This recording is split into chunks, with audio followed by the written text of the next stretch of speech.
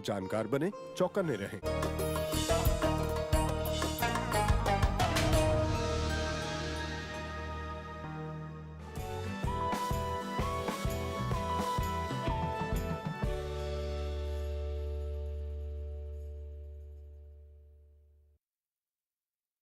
आदाब। Income savings investment और digital economy पर बेस्ड खास प्रोग्राम पैसा बोलता है लेकर हाजिर हूं मैं फरीना खान।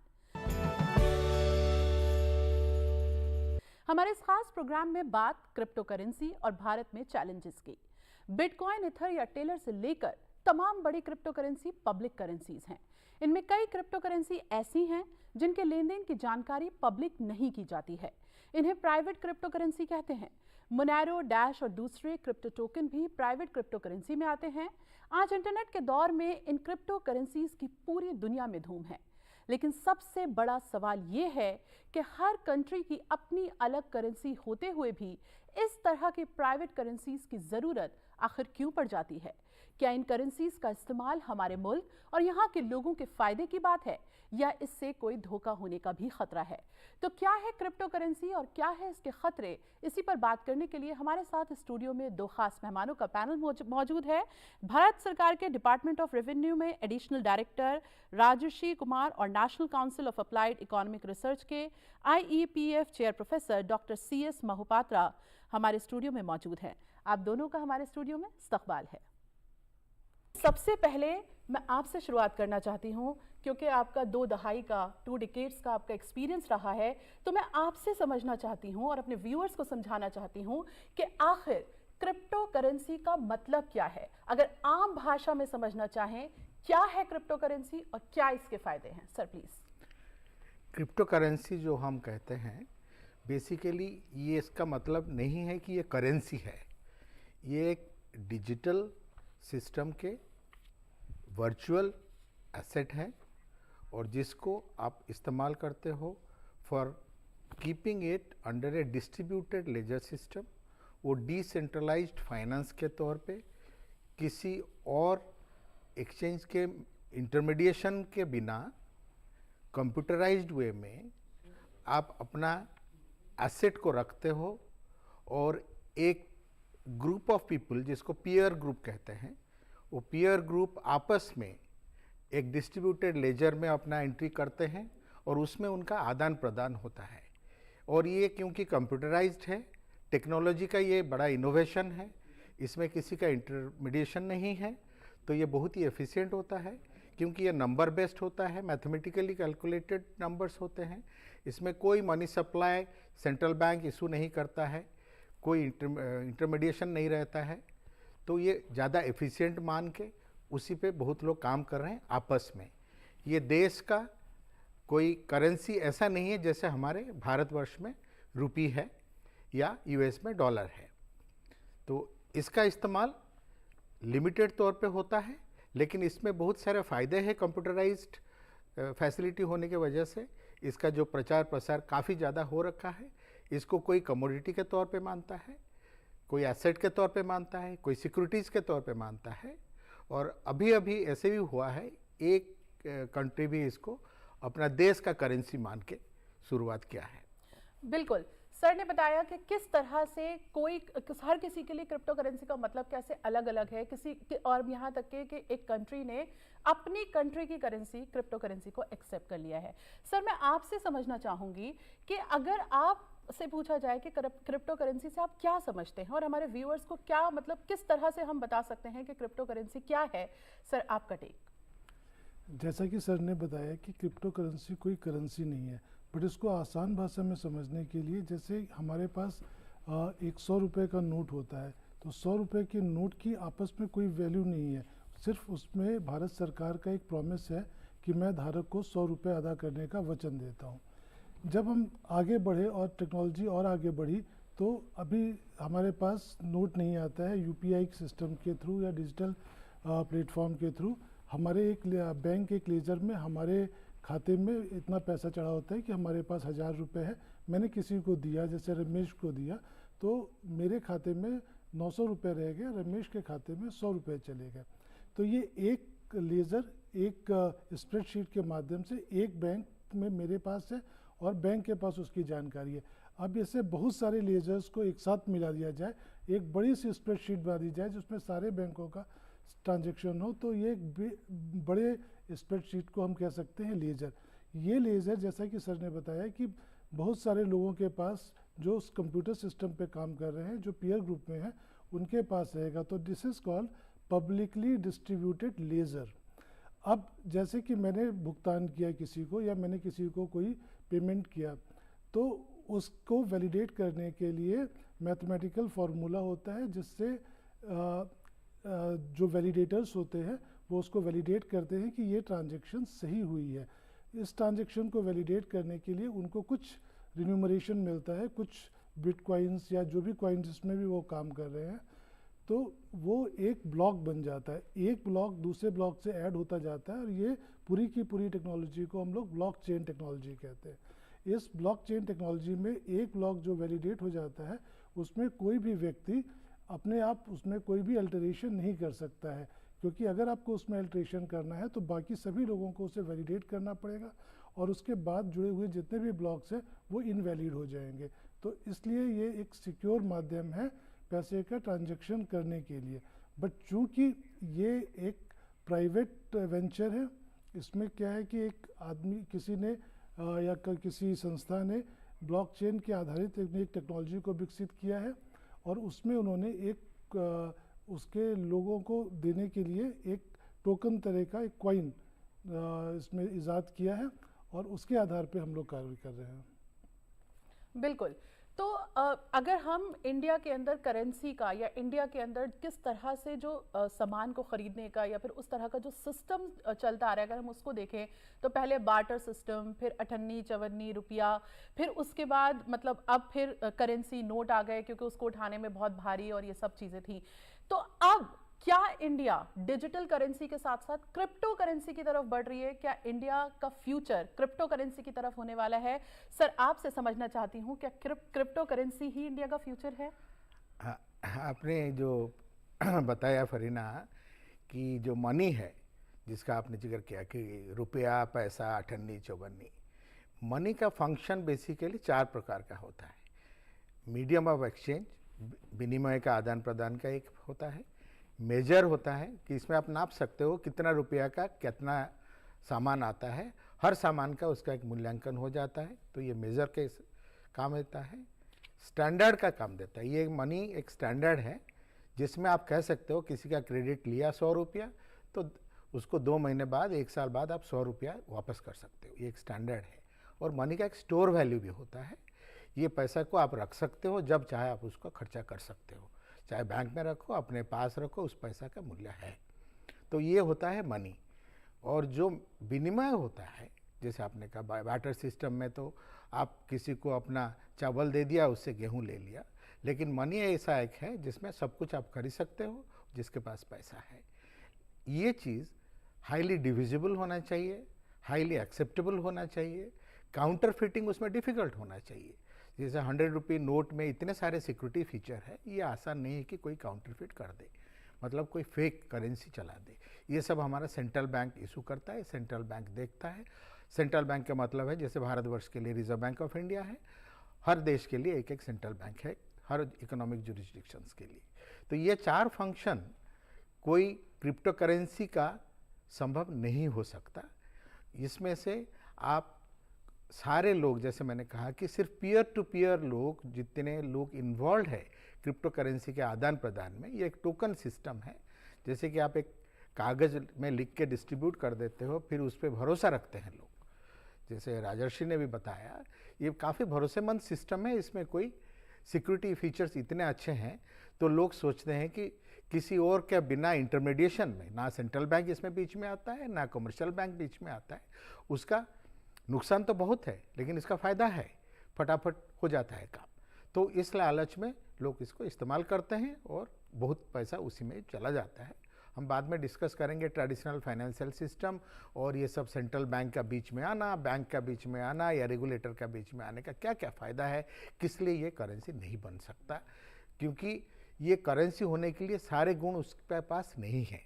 ये कुछ लिमिटेड चीज़ें हैं, उसमें आप पैसा का निवेश कर सकते हो, भरोसे अगर करते हो तो उस भरोसे में जा सकते हो।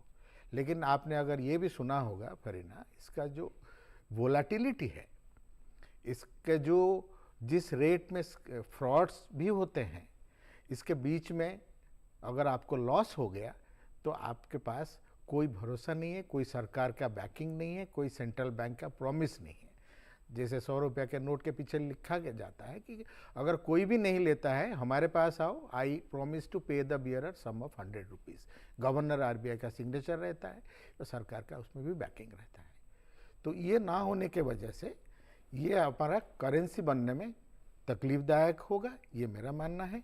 लेकिन जो हम कंप्यूटराइजेशन, डिजिटलाइजेशन का बात चली है बड़े ज़ोर से, तो ये उसका जितने सारे फ़ायदा है, राजश्री ने भी आपको बताया कि ब्लॉकचेन टेक्नोलॉजी का इस्तेमाल किया जा सकता है, डिसेंट्रलाइज्ड फाइनेंसिंग जिसको डेफी बोलते हैं उसका भी इस्तेमाल किया जाता है, एक डिस्ट्रीब्यूटेड लेजर सिस्टम का इस्तेमाल करते हुए हम एक सेंट्रल बैंक डिजिटल करेंसी भी इंट्रोड्यूस किए हैं अप्रैल 2021-22 में।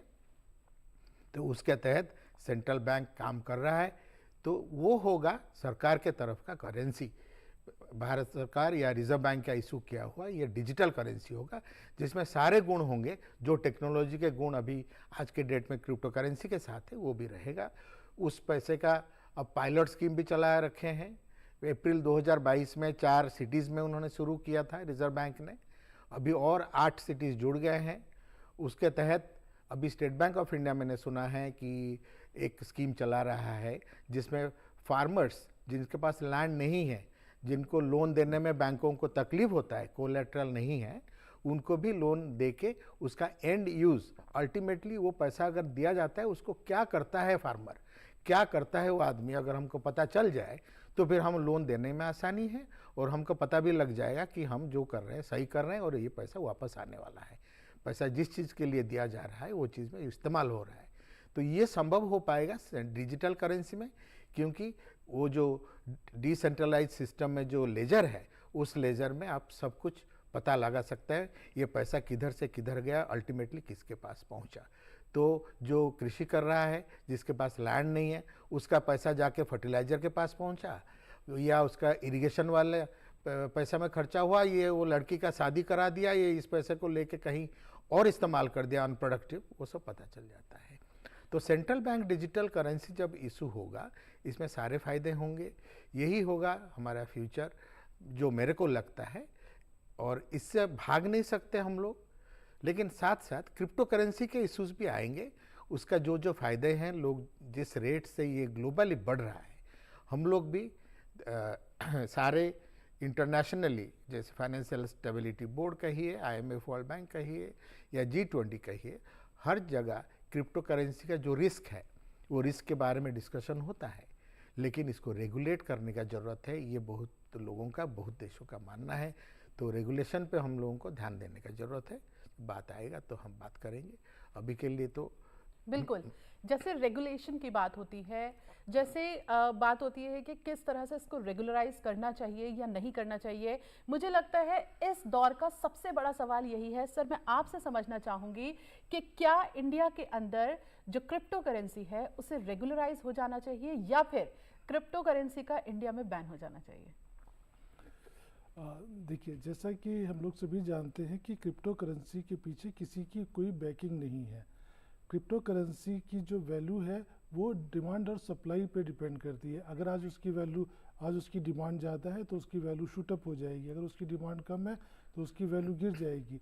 तो उसमें कोई स्टोर ऑफ वैल्यू का फंक्शन नहीं है। अगर आज आपने 100 रुपये का बिटकॉइन खरीदा है तो कल को हो सकता है कि उसकी वैल्यू 10 रुपये ही रह जाए।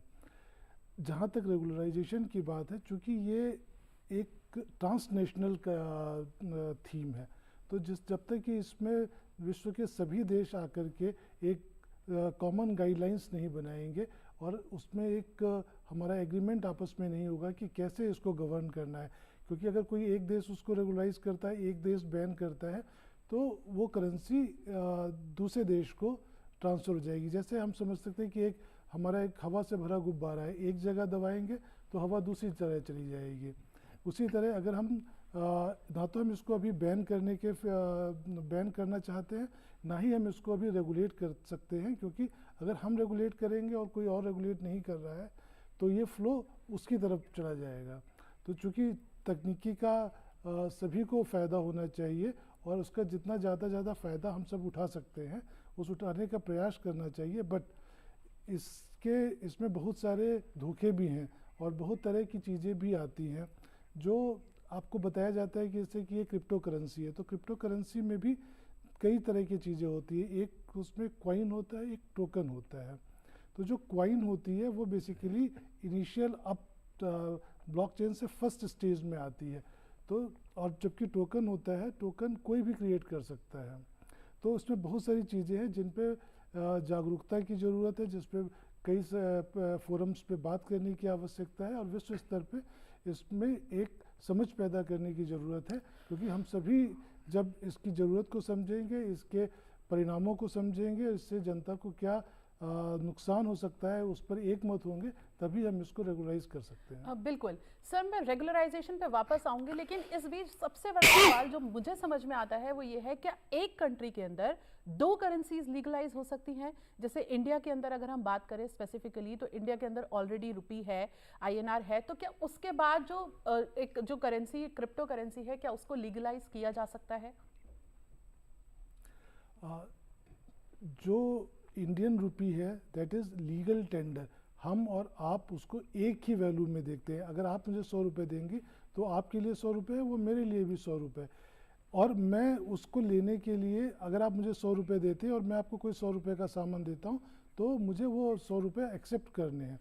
बट अगर आप मुझे क्रिप्टो करेंसी में देते हैं तो चूँकि ये लीगल टेंडर नहीं है तो मैं आपको मना भी कर सकता हूँ कि मैं इसको नहीं स्वीकार करता हूँ, आप मुझे करेंसी नोट में ही दीजिए। तो सबसे पहली चीज़ तो ये है कि it is not a legal tender. और जहाँ तक मुझे लगता है it can never be a legal tender, because अगर हम जो हमारी एक बैकिंग है, जो भारत सरकार की बैकिंग है, रिजर्व बैंक ऑफ इंडिया द्वारा इशू किया हुआ जो भारतीय मुद्रा है, उसको अगर हम नज़रअंदाज करके क्रिप्टो करेंसी पे जाएंगे तो एक बड़े लेवल पे, जहाँ पे हमारे बहुत सारे लोग हैं जिनको पास अभी तकनीकी की पहुंच नहीं है या उतनी समझ नहीं है, तो वो उनसे वंचित रह जाएंगे। तो मेरे हिसाब से ये जो भारतीय मुद्रा है यही आने वाले भविष्य में भी रहेगी। और जैसा कि सर ने बताया है कि हमारे द्वारा CBDC central bank digital currency जो रुपया है वो भी लॉन्च किया गया है RBI की ओर से। तो वो डिजिटल क्रिप्टो करेंसी को का फ्यूचर हो सकता है और मुद्रा जो है हमारी वो आगे जा कर के रुपए को टेक ओवर कर सकती है। और चूँकि उससे हम अंतिम स्तर पर क्या उसका प्रयोग किया गया है, कैसे उसको यूज़ किया गया है, इसकी जानकारी भी हमारे पास रहेगी, जिससे कि हमारे नीति निर्धारक जो है वो उस हिसाब से निर्णय ले सकेंगे। बिल्कुल। तो अगर हम रेगुलराइजेशन की बात करते हैं या फिर हम एक लीगल जो करेंसी है कितनी होनी चाहिए एक कंट्री के अंदर, क्या हो सकती हैं, और जब बात आती है क्रिप्टो करेंसी की, जैसा कि सर ने बताया कि लीगल टेंडर नहीं है। सर, आपका काफ़ी पॉलिसी मेकिंग और इकोनॉमिक रिसर्च में 2 दहाई का 2 डिकेड्स का एक्सपीरियंस रहा है। सर, आपसे समझना चाहूँगी, क्या ये इंडिया में लीगलाइज हो सकती है, और अगर हो सकती है क्या क्योंकि अब जब हम रीच की बात करते हैं तो डिजिटल करेंसी की रीच अर्बन रूरल एरियाज तक नहीं है, तो क्या 2 लीगल करेंसीज एक कंट्री में हो सकती हैं? सर, पूरी करेंसी की लीगल करेंसीज की जो कहानी है, मैं चाहूँगी आप हमारे व्यूअर्स को समझाएं। ओके, ये जो राजर्षि ने सही बताया, लीगल करेंसी जो है वो लीगल टेंडर होता है हर देश में। भारत के लिए हमारा लीगल करेंसी है रुपी। और ये रेगुलराइजेशन सही शब्द इसके लिए नहीं रहेगा, ये रेगुलेशन वाली बात है। रेगुलेट करने का ज़रूरत है। जैसे हम सिक्योरिटीज़ को रेगुलेट करता है सेबी, जैसे हम लोग रेगुलेट करते हैं through various regulator. Insurance product को रेगुलेट करता है IRDA, पेंशन प्रोडक्ट को PFRDA रेगुलेट करता है, मनी बैंकिंग को RBI रेगुलेट करता है। तो इसके लिए रेगुलेशन का ज़रूरत है। और क्योंकि ये कंप्यूटराइज्ड डिजिटल सिस्टम से पैदा हुआ चीज़ है, वो इंटरनेशनली क्रॉस बॉर्डर ऑपरेट करता है। आप अकेले एक देश अलग होके कोई भी अलग सिस्टम अगर आप करेंगे तो शायद वो इतना असरदार नहीं होगा। तो इसको असरदार बनाने के लिए इंटरनेशनली एक हार्मोनियस रेगुलेशन जिसको कहते हैं, सारे देश मिल के एक तय करना चाहिए। किसी को अगर कम रेगुलेट किया वो उधर बिजनेस भाग जाएगा, कोई ज़्यादा रेगुलेट किया कि उससे बिजनेस चला जाएगा। क्योंकि आप देखेंगे भारतवर्ष में ये इलीगल भी नहीं है। रिजर्व बैंक ने इसको डिस्करेज किया और सही मायने में डिस्करेज किया, क्योंकि ज़्यादातर ये स्पेकुलेटिव एक्टिविटी है, इसका अंडरलाइंग एसेट नहीं है। अगर स्टेबल कॉइन का बात करें, इसका कुछ अंडरलाइंग एसेट है, लेकिन जो क्रिप्टो करेंसीज है इसके अंडरलाइंग एसेट नहीं है। ये लोगों के भरोसे पे, लोगों के जो डिमांड सप्लाई का जो परसेप्शन है उस पे चलता है। इसको कहते हैं मेक बिलीव। तो ये जो क्रिप्टो मैनिया है ये एक गलत चीज़ है।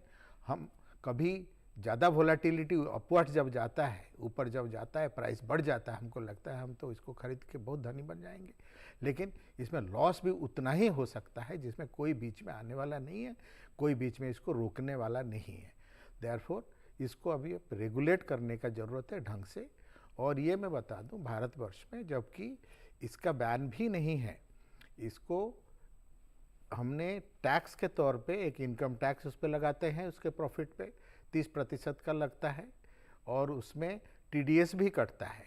इसका मतलब है कि इसमें लोग बिजनेस करना लीगलाइज है या अलाउड है, एटलीस्ट इसको अनुमति प्रदान किया गया है बजट में।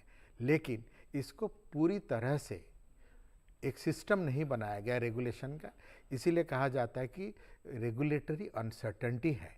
किस हद तक हम इसको अलाउ करेंगे, उसके तहत इसको बिजनेस इनकम मानेंगे या प्रॉफिट मानेंगे।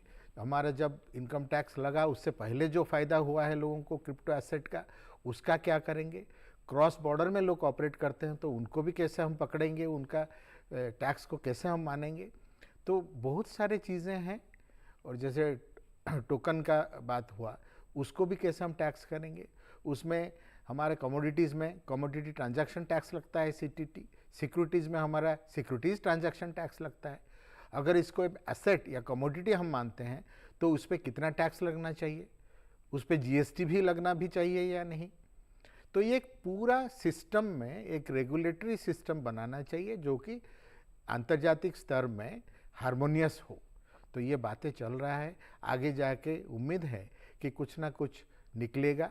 और बहुत सारे देशों में ये दो करेंसी की बात नहीं है। USA में बहुत सारे क्रिप्टो करेंसी का आदान प्रदान है, लेकिन उनका जो लीगल करेंसी है वो डॉलर है। चाइना में crypto currency on the other extreme वो बैन है, क्रिप्टो करेंसी आप नहीं कर सकते, लेकिन उनका एक सेंट्रल बैंक करके उनका वो चलाते हैं, वो चलाते हैं उनका जो करेंसी, जैसे हम CBDC कर रहे हैं अभी RBI की तरफ से, तो सरकार का है ये। ब्लॉकचेन टेक्नोलॉजी यूज़ करो, कंप्यूटर यूज़ करो और अच्छा सा रुपया बनाओ जो कागज़ वाला नहीं होगा। तो ये चाइना भी कोशिश कर रहा है, जापान में भी एक सिस्टम है, और यूरोपियन यूनियन भी अपना उसी एक सिस्टम बनाया हुआ है जिसके अंदर क्रिप्टो करेंसी का मैनेजमेंट को वो देखता है और रेगुलेशन देखता है, जिनको ये कहते हैं balancing innovation and investor protection. तो इनोवेशन जो आ रहा है एक तरह से ये तो अनअवॉइडेबल है, ये बाढ़ जैसे आ रहा है। डिजिटलाइजेशन हमको करना होगा, जैसे हमने DPDP एक्ट किया, इसीलिए हम आधार कार्ड डिजिटलाइज इसीलिए किए, उसका फ़ायदा सब उठाने का ज़रूरत है। तो आज ज़रूरत है कि हम ब्लॉकचेन टेक्नोलॉजी को और बढ़ावा दें, उसका सरकारी तौर पे बढ़ावा दें, साथ साथ इन्वेस्टर प्रोटेक्शन। और सबसे बड़ी बात, हमारा फाइनेंशियल लिटरेसी आज के डेट में कितना है? ये सिर्फ 24% है। 24% फाइनेंशियली लिटरेट लोग हैं हम, और जेंडर गैप भी इतना ज़्यादा है। 27% है हमारे मेल पॉपुलेशन, और 20%, सिर्फ 20% है हमारे फीमेल पॉपुलेशन का एजुकेशन।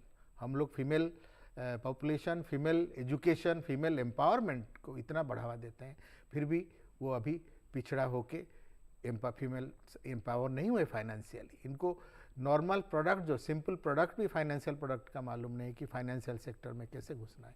क्रिप्टो करेंसी तो और भी बड़ी बात है। तो इसको इन्वेस्ट करने से पहले समझने का ज़रूरत है। हम देखते हैं, जब डिस्कस करता हूँ युवाओं से, बहुत सारे क्रिप्टो करेंसी के लालच में आ जाते हैं, फिर बाद में डूब जाते हैं।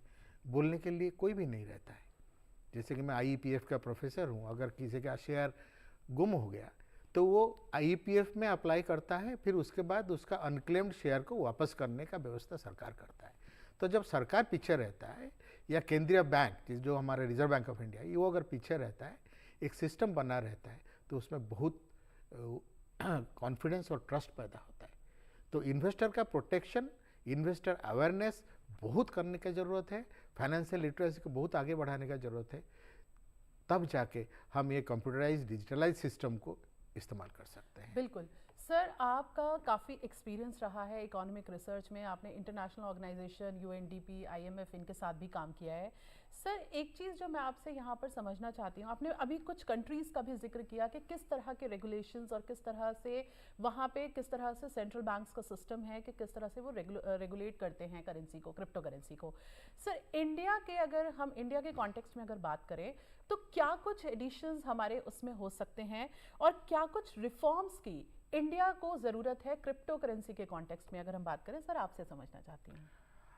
अभी भी एक अनिश्चित के दौर पे चल रहा है, जबकि मैं जो परिस्थिति अभी का है बता सकता हूँ और आगे का जो मेरा सोच है वो बता सकता हूँ। भारत सरकार ने 2021 में crypto currency and digitalisation, regulation for digitalisation of currency वाला एक बिल चलाया है। इसका मतलब है क्रिप्टो करेंसी के बारे में भारत सरकार सोच रहा है कि क्या करना चाहिए और कैसे रेगुलेट करना चाहिए या बैन करना चाहिए, अगर अलाउ करना है कहाँ तक अलाउ करना चाहिए, और साथ में डिजिटल करेंसी का रेगुलेशन तो बनेगा ही बनेगा, ताकि लोगों को परफेक्टली मैनेज कर सके अपना पैसे को, और जहाँ पर प्रॉब्लम हो, अगर सीबीडीसी इशू हो सकता है उसको कैसे बढ़ाया जाए, ताकि आगे हम वही वर्चुअल मनी ही देखेंगे और ये पेपर मनी देखेंगे नहीं। तो ये जो आगे के तरफ जो बढ़ रहे हैं हम लोग, और मैंने पहले भी बताया रिजर्व बैंक भी आगे की तरफ बढ़ रहा है अपना सीबीडीसी को इंट्रोड्यूस करने के लिए, तो डिजिटलाइजेशन ऑफ करेंसी तो होगा ही होगा, और साथ में आगे जाके क्रिप्टो करेंसी में एक व्यू लिया जाएगा। उसमें सब लोग जो रजिस्टर कर रहे हैं, अपने आप को रेगुलेशन कर रहे हैं, बहुत सारे सिस्टम बना के रखे हुए हैं, उनका फ़ायदा भी हम उठा सकते हैं। हमारा परिस्थिति कुछ थोड़ा बहुत अलग है, हम एक इमर्जिंग इकोनॉमी है, हमारा इन्वेस्टर एजुकेशन और इन्वेस्टर प्रोटेक्शन को भी साथ में लेते हुए आगे बढ़ने का है, और तब तक हमको कितना हद तक इसको एनकरेज करना है वो भी देखना है। लेकिन ये भी सोचना है क्रॉस बॉर्डर पेमेंट आता है, क्रॉस बॉर्डर पेमेंट जाता है, उसको समझने के लिए, जानने के लिए हर तरह से हमको सजाग रहना होगा, लोगों से सीखना होगा, डिफरेंट इकोनॉमिक जुरिस्डिक्शन से सीखना होगा। और हम G20 में का लीडरशिप भी लिए थे, उसमें भी एक ये इमर्जिंग क्राइसिस के तौर पे आ रहा है कि अगर हम इसको संभाल नहीं सके सारे अंतर्जातिक स्तर पे, इंटरनेशनल स्तर पे, तो बाद में प्रॉब्लम हो सकता है। ये फाइनेंशियल स्टेबिलिटी का भी एक रिस्क बन सकता है, जो कि अभी नहीं है। तो मैं सेक्रेटरी था financial stability and development council का, जिसमें हमारे ऑनरेबल फाइनेंस मिनिस्टर चेयरपर्सन है और बाकी सब फाइनेंशियल सेक्टर रेगुलेटर्स मेंबर हैं। तो ये सारे फोरम में इस चीज़ को डिस्कस करके जो भी सही है भारतवर्ष के लिए वो आगे बढ़ेगा, और मेरे को उम्मीद है हम इतना सॉलिड सिस्टम एक बनाएंगे जो कि सबके लिए फ़ायदेमंद होगा। और रिफॉर्म्स का अगर बात करें, हमने बताया जैसे कि टैक्स के बारे में हमने इंडिकेट तो कर दिया, लेकिन एक प्रॉपर टैक्स पॉलिसी फ्रेमवर्क नहीं है। प्रॉपरली ये जो एक्सचेंजेस हैं, डिजिटलाइज्ड एक्सचेंजेस हैं, क्रिप्टो करेंसी एक्सचेंजेस हैं, उनको भी हम किस हद तक रेगुलेट करेंगे और कैसे इनसे इंफॉर्मेशन शेयर करेंगे, क्योंकि आज के डेट में इंफॉर्मेशन इज़ पावर। तो हम इस रिलेटेड डाटा को कलेक्ट करना, मैनेज करना और समझना सबसे पहली बात होगा। तो data management, cyber security management, cyber threats, जो हैकिंग, स्कैम्स, फ्रॉड्स जो होता है अक्रॉस ऑल द सेक्टर्स, आप फाइनेंशियल, ट्रेडिशनल फाइनेंशियल सिस्टम बोलिए, चाहे बैंक की बात करें, चाहे सिक्योरिटीज़ का बात करें, चाहे क्रिप्टो करेंसी का बात करें, यहाँ पर तो जैसे वाजिरेक्स में कोई हैकिंग हो गया, कहाँ पर एक फ्रॉड हो गया, एक्सचेंज पे एक्सचेंज डूब रहे हैं, जैसे कोई FTX वो हो गया, बिनांस डिक्लाइन कर गया। और हम ये भी देखे हैं कि क्रिप्टो करेंसी रिलेटेड स्कैम्स भी हुए हैं देश में। तो स्कैम्स और फ्रॉड्स पैरेलली तो चलता ही रहता है, क्योंकि लोग हैं सिस्टम को फ़ायदा उठा के, जहाँ पर गैप्स हैं हमारा उसका फ़ायदा उठा के अपने अवैध कार्य को आगे करते हैं। तो उसको कैसे रोकें और किस किस तरीके से रोकें, उसके लिए भी हमको सिस्टम बनाना पड़ेगा, जिसके लिए ना कि बल्कि सरकार को समझने की ज़रूरत है जो कि कर रहा है, ना कि सेंट्रल बैंक को और सजाग होने की ज़रूरत है बैंकों के साथ साथ साथ आम आदमी जो सबसे इम्पोर्टेंट आदमी है, जिसका छोटा सा पैसा उसमें इस्तेमाल होके इसी इन्वेस्टमेंट होता है, वो पैसा कैसे गायब ना हो, वो पैसा सही ढंग से निवेश हो। तो वो अगर हम कर सकें, उसके लिए जो भी करना पड़ेगा हमको आगे ये सब कदम उठाना ही है। बिल्कुल। जिस तरह से सर ने कहा कि जब बात आती है कि जब लोग इन्वेस्ट करने की कोशिश करते हैं क्रिप्टो करेंसी में, वहाँ पे फ्रॉड्स की भी बात आती है, तो उसको उन चीज़ों को देखने की ज़्यादा ज़रूरत है इंडिया के अंदर। इस तरह के रिफॉर्म्स की ज़रूरत है। सर FIU IND के एडिशनल डायरेक्टर हैं, तो मैं सर से समझना चाहूँगी कि किस तरह, अगर जब फ्रॉड की बात आती है तो किस तरह से, जब एंटी मनी लॉन्ड्रिंग और इन सब चीज़ों की जब बात आती है, तो किस तरह के रिफॉर्म्स की ज़रूरत फिलहाल इंडिया में क्रिप्टो करेंसी को लेकर है? देखिए, किसी भी तरह का फ्रॉड जो होता है, वो फ्रॉडस्टर क्या करता है कि आपको या तो कन्फ्यूजन की स्थिति क्रिएट करेगा, या आपको जल्दबाजी की स्थिति क्रिएट करेगा, या आपको लालच देगा, या आपको डराएगा धमकाएगा। जैसे कि आपके अकाउंट में मान लीजिए कि आपको एक मैसेज आता है कि एक फ्रॉडस्टर का फ़ोन आया आपके पास कि आपके पास OTP आएगा, आप मुझे शेयर कर दो। तो आपने एक बार किया, उसने इंटर नहीं किया, दूसरी बार भेजा कि नहीं सर जल्दी बताइए, फिर नहीं किया उसने, फिर तीसरी बार मैं फ़ोन किया कि सर जल्दी बताइए, आपने नहीं, चौथी बार उसने बोला सर जल्दी बताइए, आपने अमाउंट नहीं देखा, आपने OTP बताया, उसने डाला और आपका पैसा कट गया। इसी तरह से आपको लालच दिया जाएगा कि आप हमारे इस क्रिप्टो करेंसी में इन्वेस्ट करिए, या आप हमारे इस टोकन में इन्वेस्ट करिए, हम 1 साल में आपका पैसा ट्रिपल कर देंगे, 4 गुना कर देंगे। तो इस तरह से आपको लालच दिया जाएगा। या जैसे हम कहते हैं कि फ़िशिंग अटैक, उसमें क्या होता है कि जैसे आपके पास एक मैसेज आया कि आपके अकाउंट से इतना पैसा कट गया है, आपको ज़्यादा जानकारी के लिए इस लिंक पे लॉग ऑन करिए। जैसे आप उस लिंक में जाएंगे और आप अपनी जानकारी शेयर करेंगे, तो उस जानकारी के माध्यम से आपके अकाउंट में या आपके वॉलेट में वो घुस करके और आपके जो करेंसी, आपका जो पैसा है, उसको ले करके जाएंगे। जहाँ तक इनकी रोकथाम की बात है, तो सबसे पहली चीज़ जो है वो सभी को सजग रहने की ज़रूरत है। आपस में जो उनके लोग हैं उनसे आपस में बातचीत करने की ज़रूरत है और समझने की ज़रूरत है कि क्या ये हम जो कदम उठाने जा रहे हैं कि क्या ये सही है, या ये क्रिप्टो करेंसी या जो टोकन है ये वाकई में ठीक है या ठीक नहीं है, या इसका कोई दुरुपयोग हो सकता है, या इससे हमारे पैसे को खींचा जा सकता है। जहाँ तक FIU की बात है, तो FIU भारत सरकार ने एक नोटिफिकेशन इशू किया है। उसमें इंडिया में जितने भी क्रिप्टो एक्सचेंजेस हैं उनको कहा गया है कि वो FIU के साथ में रजिस्टर करें। अभी तक अराउंड 50+ क्रिप्टो एक्सचेंजेस ने FIU के साथ रजिस्टर किया है, जो FIU को किसी भी तरह की संदिग्ध गतिविधियों के बारे में जानकारी देते हैं। उस जानकारी का उपयोग, उसके एनालिसिस करके FIU उस जानकारी को विभिन्न लॉ इन्फोर्समेंट एजेंसीज़ को देती है, और वो लॉ इन्फोर्समेंट एजेंसी हमारी उस जानकारी के आधार पर कार्रवाई करती हैं और फ्रॉडस्टर्स को पकड़ने का काम करती हैं या कोई अपराध को रोकने का काम करती हैं। सर, अगर हम बात करें, जैसे हम रेगुलेट करने की बात कर रहे थे, तो इंडियन गवर्नमेंट ने, अगर हम देखें 2009 से क्रिप्टो करेंसी एग्जिस्ट करती है, तो अगर हम देखें तो इंडियन गवर्नमेंट ने अभी तक काफ़ी कुछ, मतलब टैक्स भी है, टैक्स सिस्टम इंट्रोड्यूस कर दिया। फिर जिस तरह से अभी सर ने बताया कि CBDC भी बना दिया गया है, और बहुत सारी जो जिस तरह की जो कमिटीज़ हैं उनको भी फॉर्म किया गया है। लेकिन मैं ये समझना चाहती हूँ कि फ़िलहाल अगर हम इंडिया के अंदर बात करें तो क्रिप्टो करेंसी का क्या स्टेट है, किस तरह से क्रिप्टो करेंसी को इंडिया में अडॉप्ट किया जा रहा है और किस तरह से एक्सेप्ट नहीं किया जा रहा है, सर मैं आपसे समझना चाहती हूँ। हाँ, क्रिप्टो करेंसी को बड़े पैमाने पे युवा लोग ज़्यादा पसंद करते हैं और ट्रेडिशनल फाइनेंस को ज़्यादा पसंद नहीं करते हैं। इसमें जो चढ़ाव आता है, जो वोलेटिलिटी है, उसमें ऊपर तक जब जाता है तब सबको अच्छा दिखता है।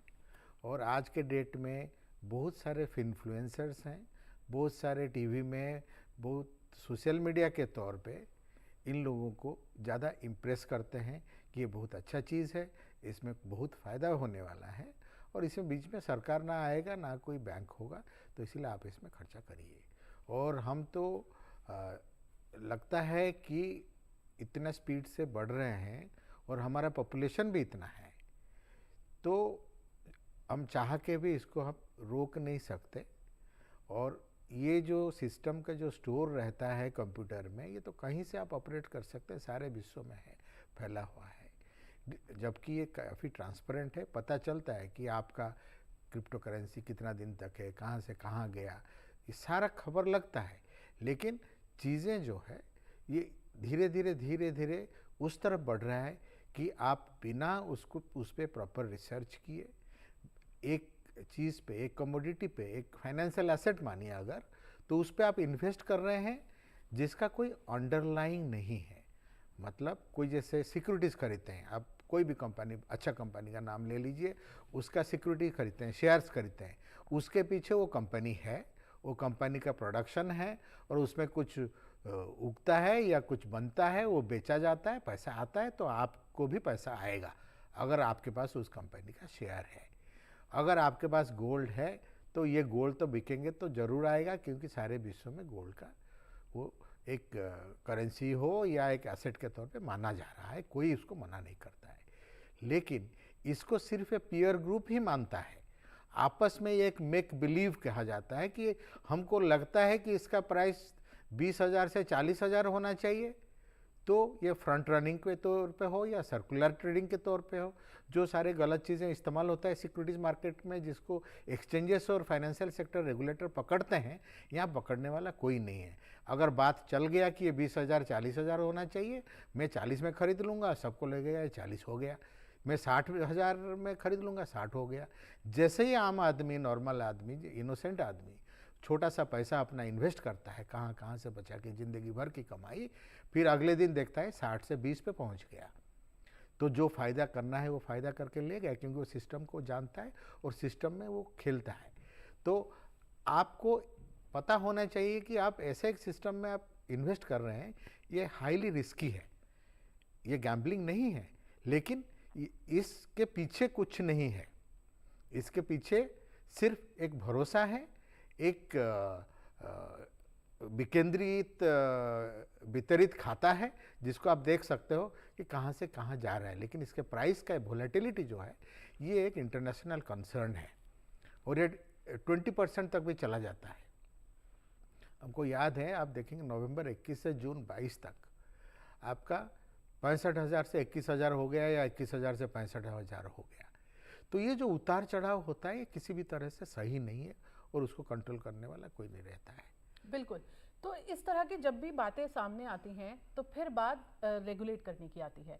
तो सर, इस वक्त सबसे बड़ा सवाल ये है कि क्या कुछ रेगुलेटरी हर्डल्स हैं जो इस टाइम गवर्नमेंट के सामने हैं, इंडिया के सामने हैं, जिस वजह से इस करेंसी को रेगुलराइज नहीं किया जा रहा है? सर, पहले मैं आपसे समझना चाहूँगी, फिर सर मैं आप पे भी आऊँगी और आपसे भी इस बात को समझूंगी। Sir please. रेगुलेट करने का ज़रूरत है, इसीलिए आप देखे होंगे धीरे धीरे राजर्षि ने बताया एफआई को भी, एफआईयू जो सस्पिशियस ट्रांजैक्शन को देखता है, तो उनको भी बोला गया है। और मेरा ये मानना है, इनका जो मैंडेट है एफआईयू का, वो पीएमएलए के तहत है, prevention of money laundering act. तो ये हमारा एक एक्ट है जो कि हम लागू करते हैं क्रिप्टो करेंसीज में, और साथ में हम इन पे इनकम टैक्स भी डाल दिए हैं, टीडीएस भी काट रहे हैं, ताकि हम ट्रैक रख सकें कि किसका पैसा किधर जा रहा है।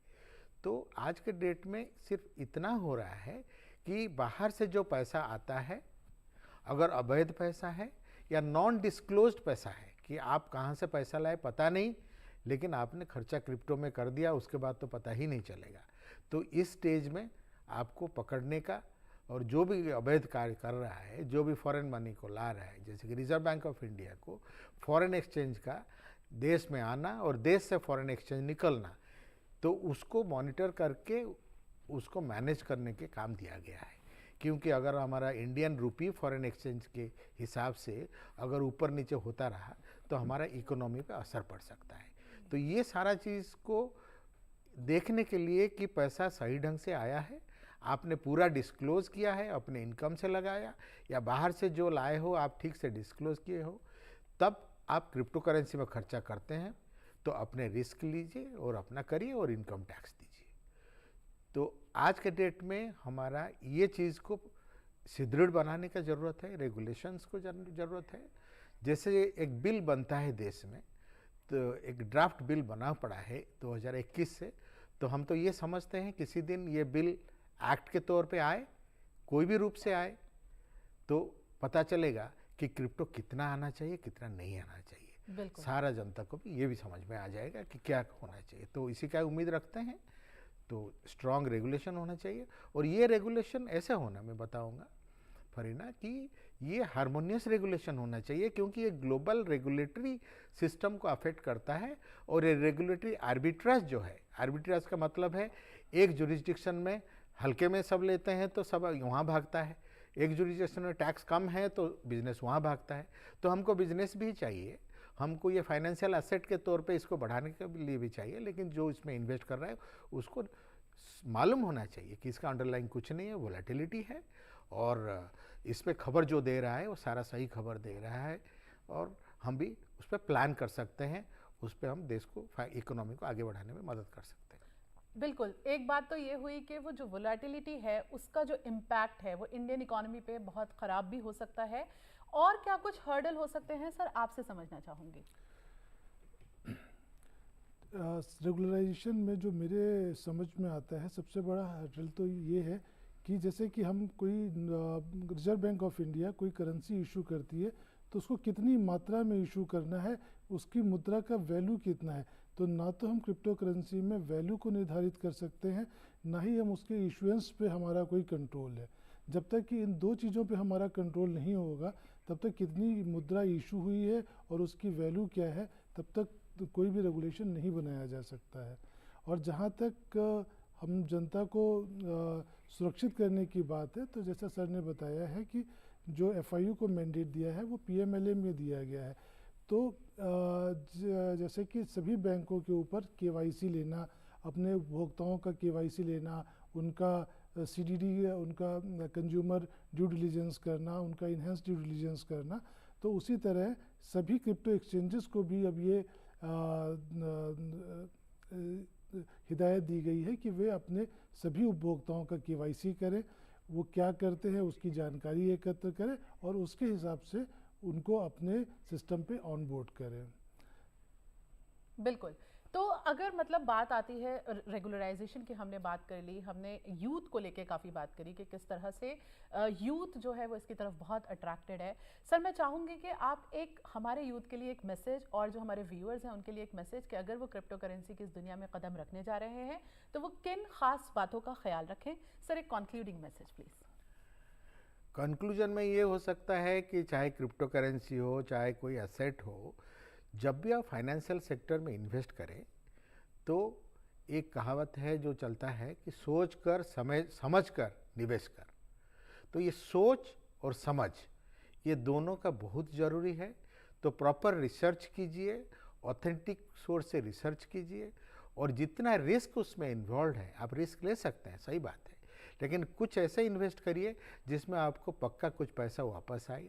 पेंशन प्रोडक्ट्स में इन्वेस्ट करिए आज से, ताकि आपके रिटायरमेंट के बाद भी इतना पैसा आए तो आप उसका इस्तेमाल कर सकते हो। साथ में रिस्क अगर आप ले सकते हैं तो रिस्क लीजिए।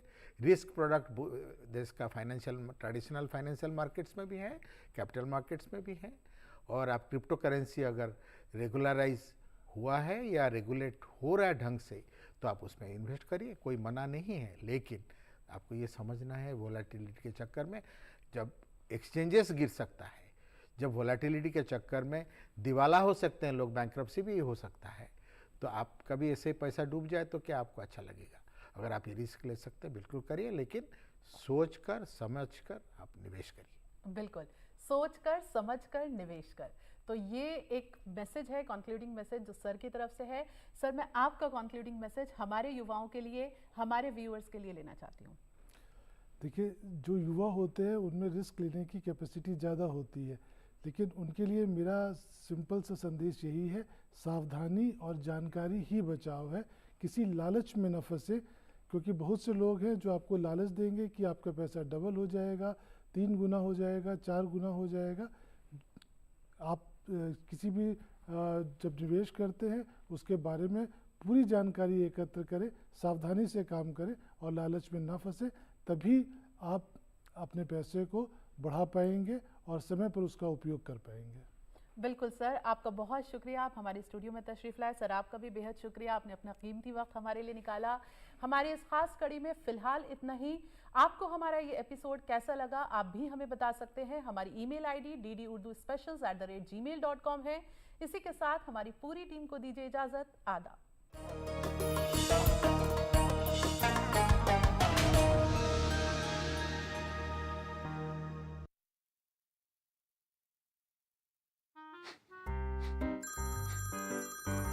सर आपका KYC